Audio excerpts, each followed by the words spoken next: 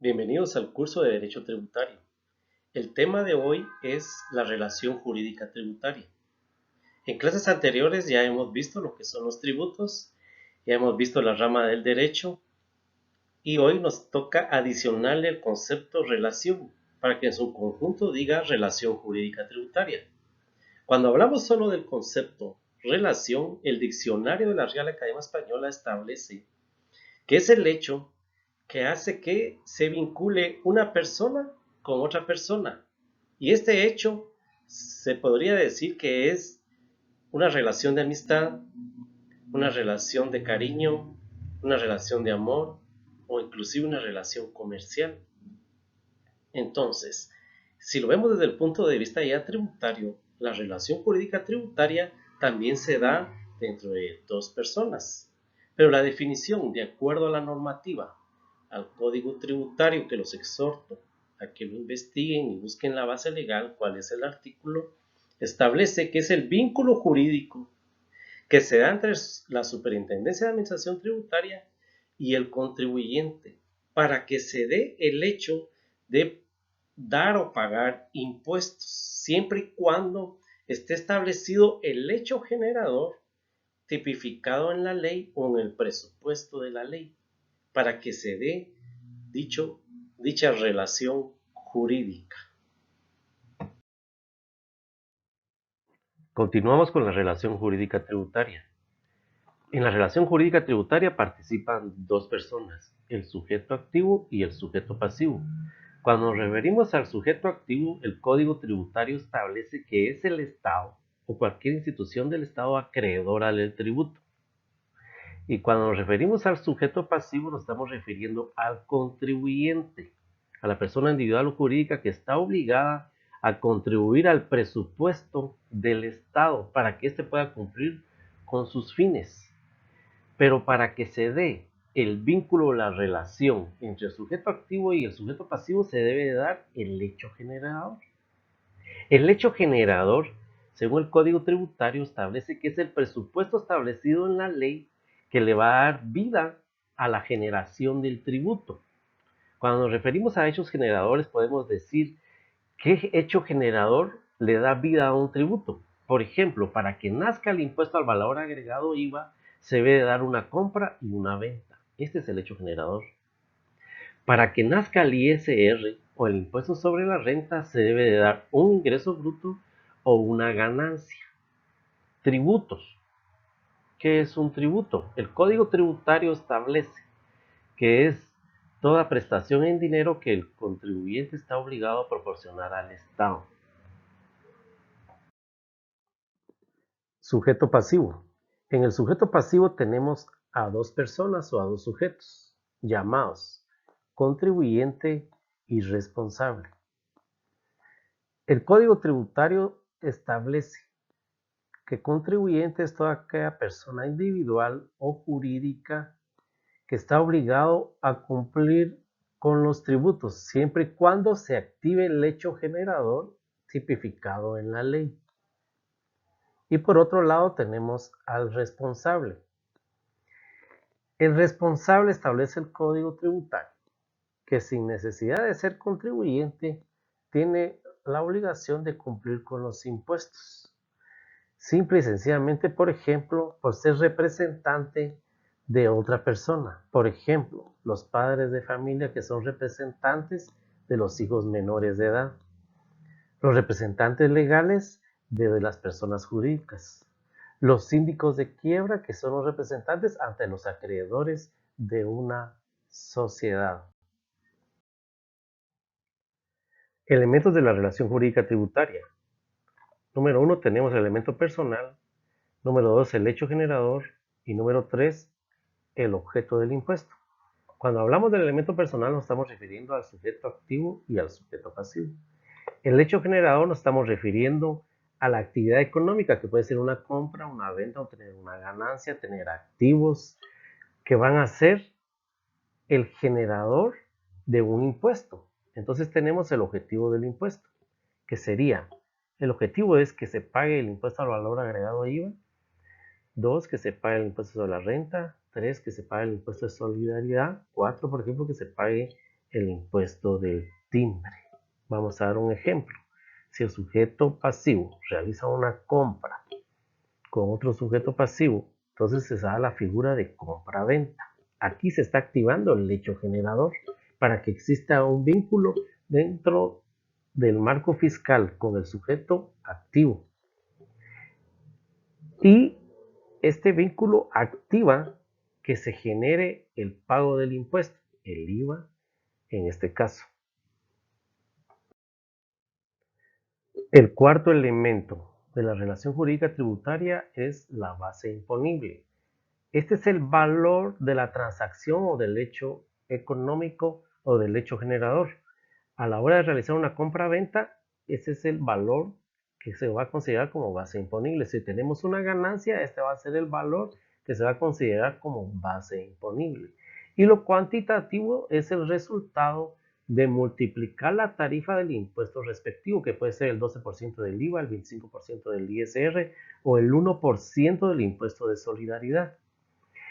Y el sexto elemento es el temporal, el plazo que tiene cada una de las leyes tributarias para que se haga efectivo el pago del impuesto en las cajas fiscales. Por ejemplo, el impuesto al valor agregado, todos sabemos que tenemos un mes calendario para efectuar el pago. Para los demás impuestos tenemos plazos de 10 días hábiles, 15 días hábiles, dependiendo si es una retención también. Obligaciones del sujeto pasivo y del sujeto activo. En la doctrina se dice que está la obligación de dar, hacer, no hacer y tolerar, pero esta doctrina también la podemos relacionar con algunos artículos del Código Tributario, los cuales ustedes deberían y deben de investigar. Por ejemplo, la obligación de dar. Por parte del sujeto pasivo es el pago. Hay un artículo que habla de que todos los impuestos deben de generar pago a favor del fisco.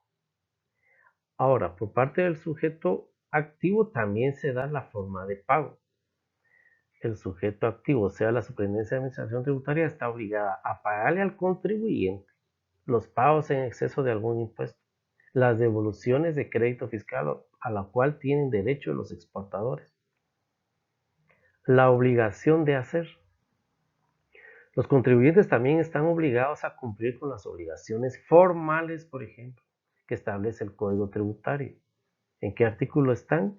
Por ejemplo, obligación de dar aviso a cambio de domicilio fiscal, obligación de dar aviso de representante legal, obligación de mantener libros habilitados y autorizados, obligación del sujeto activo de hacer, por ejemplo, mantener informado al contribuyente sobre los plazos de presentación extemporánea de los impuestos.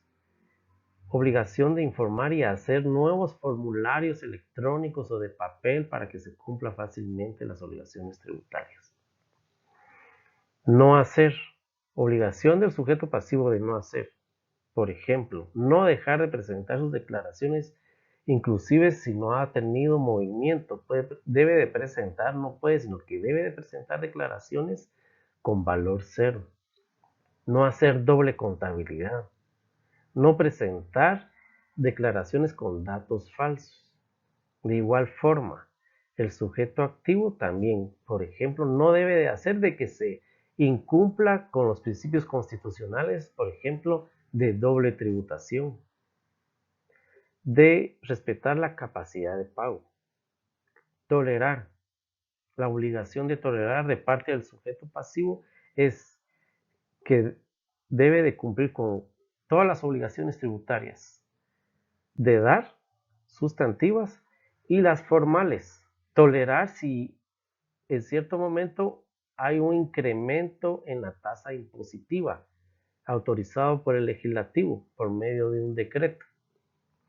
Esa es una tolerancia. Y de parte del sujeto activo, tolerar que el sujeto pasivo le declare cada mes sin valor o que cada mes le declare, en el caso del impuesto al valor agregado IVA, crédito fiscal, crédito fiscal, crédito fiscal.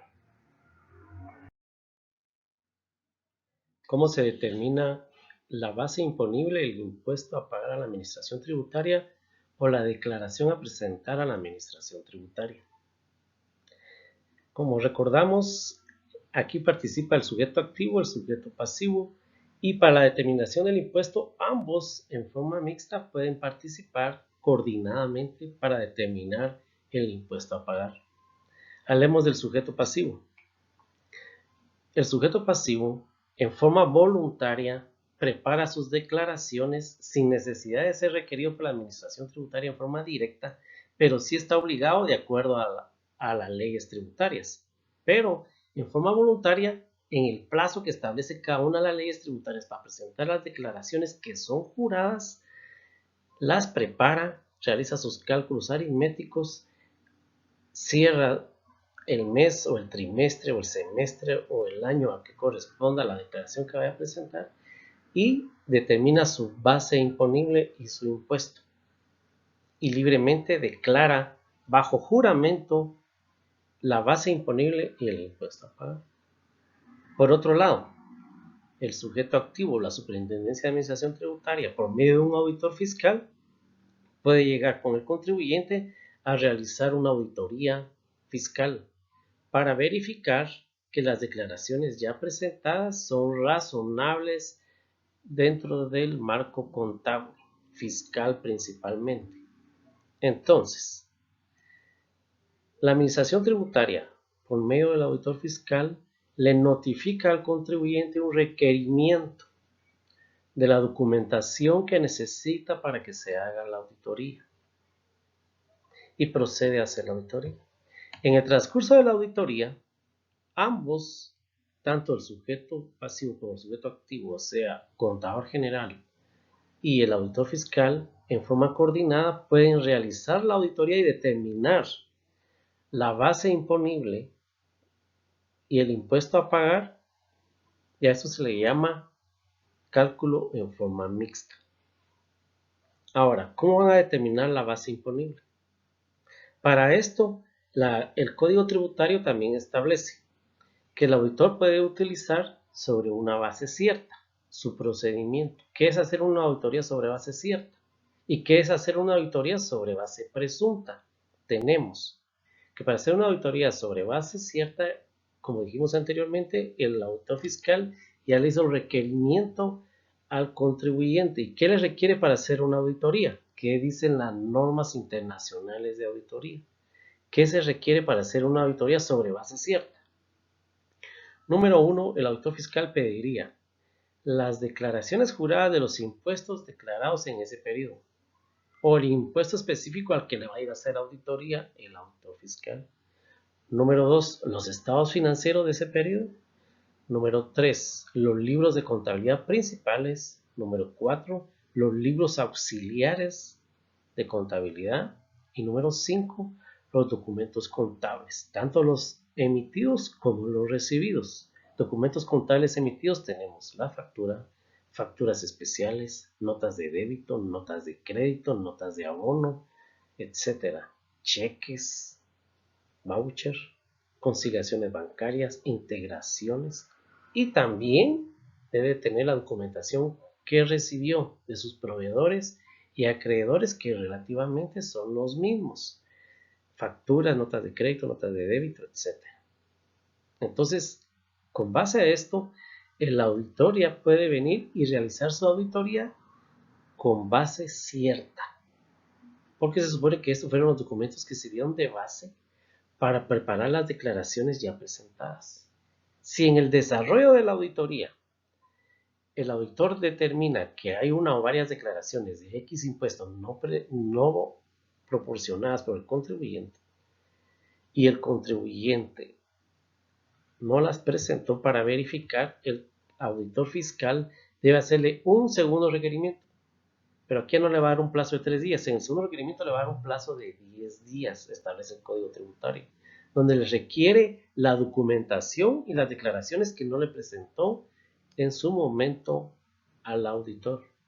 Pasados los 10 días hábiles, si no se le presentan las declaraciones y la documentación contable, el auditor procede a hacer su auditoría sobre una base presunta. ya no cierta porque tiene incompleta la documentación. Entonces va a ser una auditoría sobre base presunta. Y aquí va a presumir cuáles son los ingresos que obtuvo, los costos, los gastos, los activos, los pasivos, la variación del capital.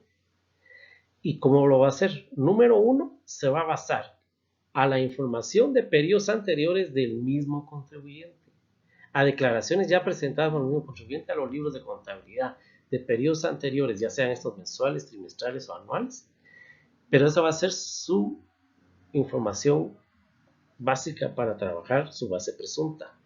Si no llega a obtener o no se siente satisfecho, establece las líneas que es necesario solicitar información a terceros, clientes, proveedores, acreedores, inclusive información de contribuyentes que tienen el mismo giro normal del negocio, podríamos decir de la competencia.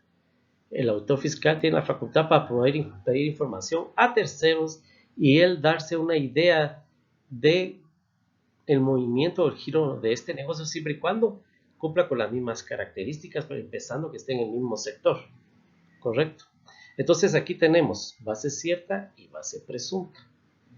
Ojo, el contribuyente puede rectificar declaraciones, pero las debe de hacer antes de que sean requeridos por la administración tributaria. Una vez esté en proceso de auditoría y hay un requerimiento de 3 días, el contribuyente ya no puede rectificar, no es válido.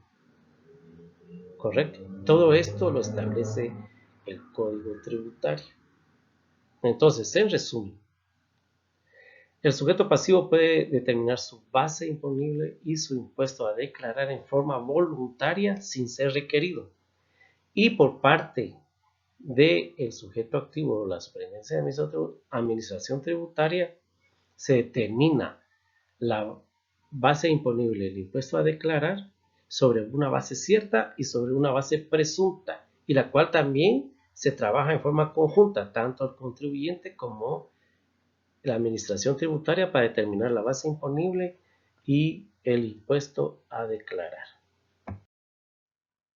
Muy bien, hemos llegado al final de este tema de la relación jurídica tributaria. Los exhorto a que lean el Código Tributario y no solo leerlo, investigar, marcar las bases legales de lo que se habló en este curso, de los conceptos que ustedes encuentran en cada una de estas diapositivas, buscar su base legal en el Código Tributario, leerlas y hacer su propio marco conceptual para poder entender lo que es la relación jurídica tributaria. Buen día.